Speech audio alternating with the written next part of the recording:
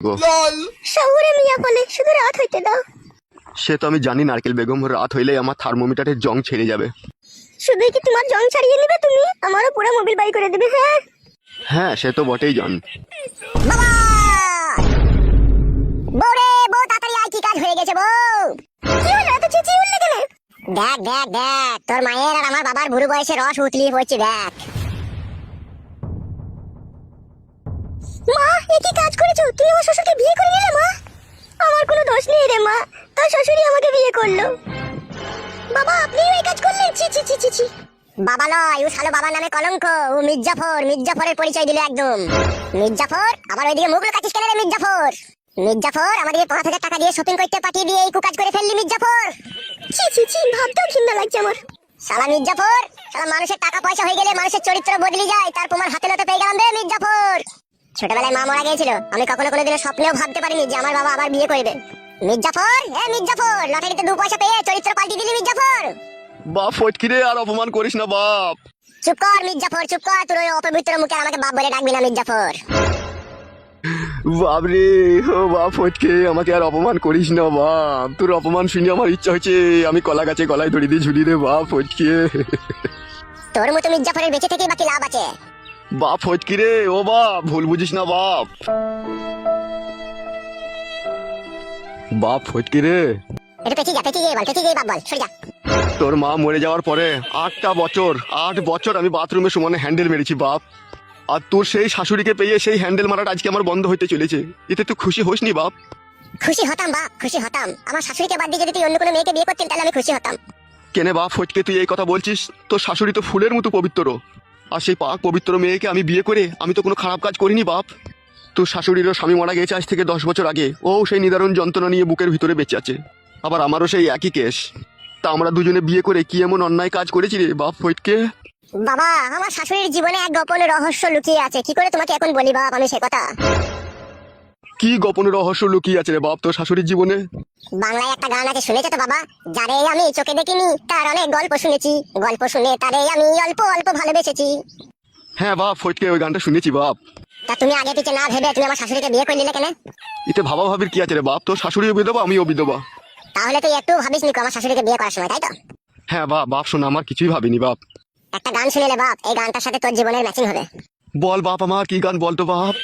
মারিয়া বসন্ত তীর কলিজা করিল শশীর, কেমনে শিকারি তীর মারিল রে, ভীষ্মাকাইয়া তীরের মুখে মারিল তীর আমার বুকে, দেহ থুইয়া প্রান্তি লইয়া যায় আমার নারকেল বেগম আমার অন্তরে। হায় রে বাপ ফটকে, এ কি কুলক্ষণী কথা শোনালি রে। আজ থেকে শুন বাপ, তোর সাথে আমার কোনো সম্পর্ক নাই। ও কথা বলিস না বাপ, তাহলে আমি মরে গিয়েও শান্তি পাবো না রে। তুই তো শান্তির জিনিস খুঁজে পেয়ে গেছিস, আমাকে নিয়ে আর শান্তি না করলেও চলবে। আজ থেকে জানবি তোর ছেলে নাই, মারা গিয়েছে। মারবো বাড়া কেলাচোদা তোকে আমি। তুই আমার নাই ছাই একটা ছেলে বে, তুই যদি আমার কাছ থেকে চলে যাস আমার পাঁজরের হাড় ভেঙে যাবে বে। কেলাচোদা খবরদার ও কথা বলবি না বে, তোর লেগেই তো আমার জীবনের সবকিছু বে। দেবো পালিয়ে রে।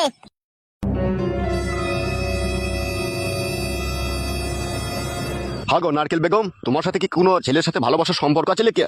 রাম রাম রাম রাম, ছি ছি ছি, কি জি বলো তুমি? এই বয়সে আমার আবার ভালোবাসা? তাহলে আমার ছেলে জি বললো আমার কপালে দুঃখ হবে পরে। ও ছোট মানুষ, ও এসব ব্যাপারে কি বুঝে? দুঃখ হবে কি কষ্ট হবে সেটা তুমি আর আমি বুঝবো। তা অবশ্য ঠিক বলেছো তুমি। তুমি যদি আমাকে দুঃখ না দাও তাহলে কি করে দুঃখ হবে? হ্যাঁ গো, ওইসব নিয়ে মন খারাপ করো না, এসো আমার পাশে এসে বসো। শুধু পাশে বসবো কি, পারমিশন তো পেয়ে গেলাম, এবার তোমার পুরনো মোবিল বাই করে দেবো। এসো তাহলে, কাজ শুরু করে দাও। আমার বসলা কেন ওখানে?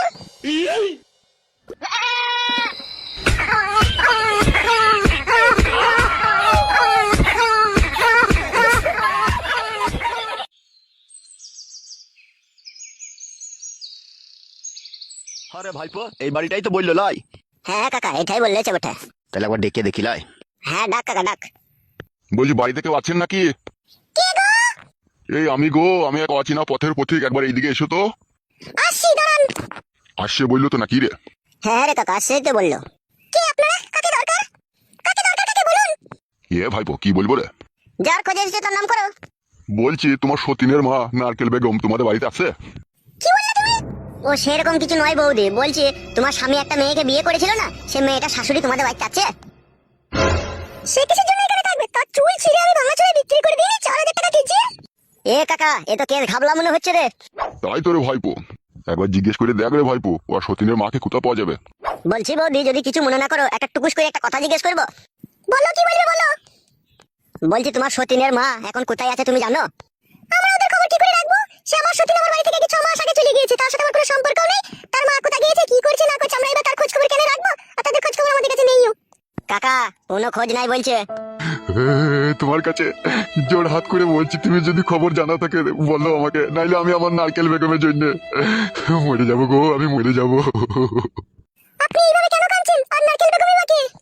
নারকেল বেগমের সাথে দীর্ঘ আমার 7 বছরকার সম্পর্ক। যেদিন থেকে নারকেল বেগম বিধবা হয়েছে আর যেদিন থেকে আমার বউ মারা গিয়েছে, সেদিন থেকেই ওর সাথে আমার একটা সম্পর্ক আছে। কিসের সম্পর্ক আছে আপনার নারকেল বেগমের সাথে? ওগো মেয়ে, গোপন প্রেমের সম্পর্ক আছে গো। তোমাকে আর কি করে বুঝাই বলো? ও আচ্ছা, বুঝতে পেরেছি, আর বুঝিয়ে বলতে হবে না। মেয়েও যে স্কুলে পড়াশোনা করেছে, মাও সেই একই স্কুলেই পড়াশোনা করেছে। হ্যাঁ বৌদি, ঠিকই ধরেছো তুমি। তা আগো চাচা, তোমার বাড়ি কোন গ্রাম গো?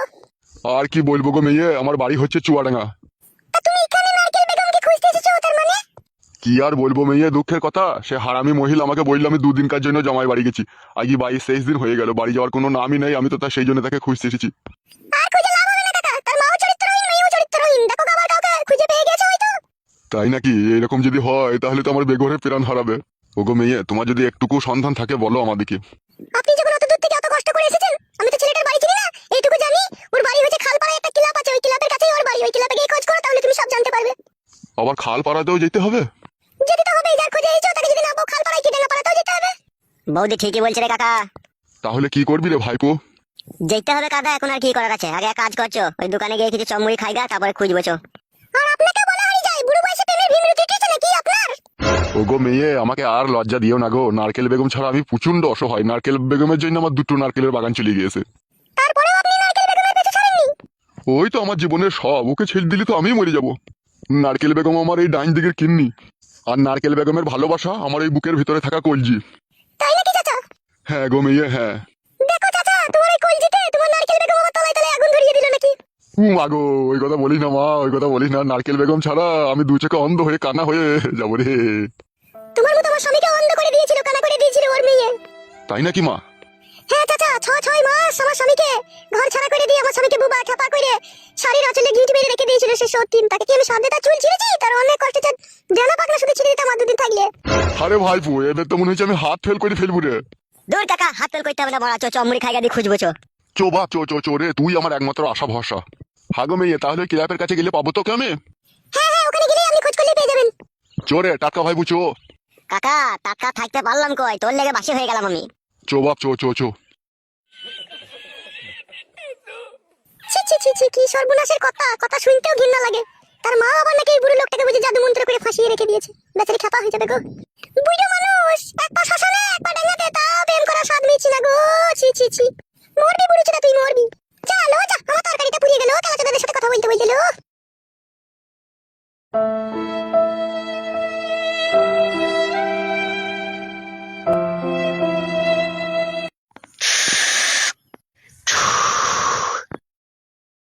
বে বোকা চোদা, কার কাছ থেকে গেঁজা এনেছিস বে?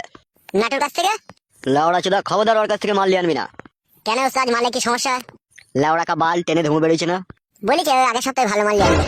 কি গো বড় ভাইরা বসে আছে নাকি? কে বে লাউড়া চোদা? এই গাল দিও না, আমি 3000 টাকা দিয়ে নতুন ঢুকলাম যে এই ক্লাবে। ও তাই নাকি? বেশ আয় কি বলবি বল। এই রে, তো বসবো? বস। তোমাকে দেখলেই না কেমন একটু ভয় লাগে আমার। কি রাচুদা, উস্তাদ এক সময় এখানকার দাপিয়ে বেড়ানো মস্তান ছিল বে। বাবারে, শুধু তাই বুকাচুদা, যত এই গ্রামে হাঁস মুরগি বদনা ছাগল ভেড়া আসলা ফয়ুর টিকটিকি যা চুরি করেছে সব আমাদের উস্তাদ বে।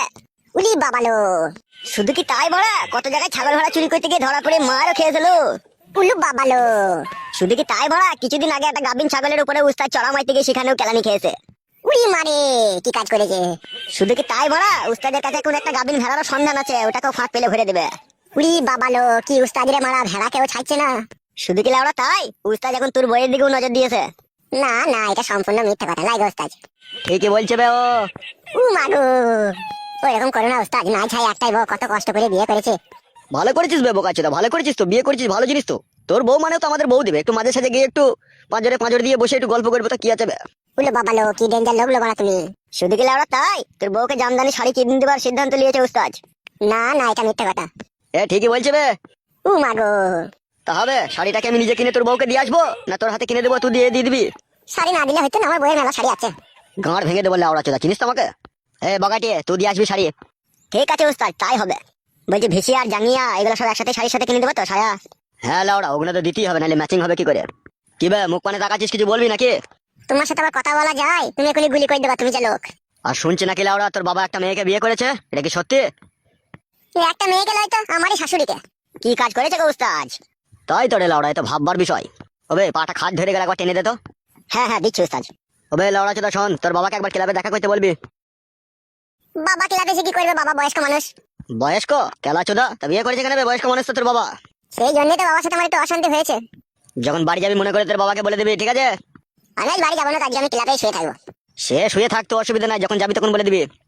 জগা, আমি একটু বাইরে চললাম, তুই বস। ঠিক আছে উস্তাদ, যাও।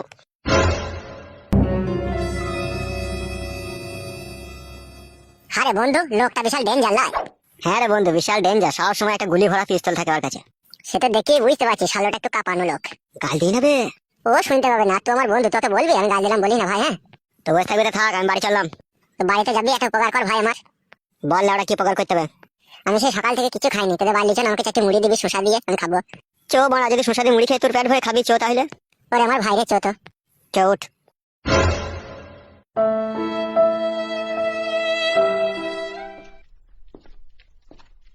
এই চৌকির উপরে বস তো। সুমায়া, হ্যাঁ সুমায়া। বল দাদা, কি বলবি বল। বলছি চারটে মুড়ি লিয়ে আয় তো, আমার একটা বন্ধু এসেছে, খাবে। আসি রে দাদা, নিয়ে আসছি দাঁড়া। আমার দিদি মুড়ি লিয়ে আসছে, মুড়িটা খা তো। হ্যাঁ, আমি একটু বাথরুম থেকে আসি। আচ্ছা ঠিক আছে, যা।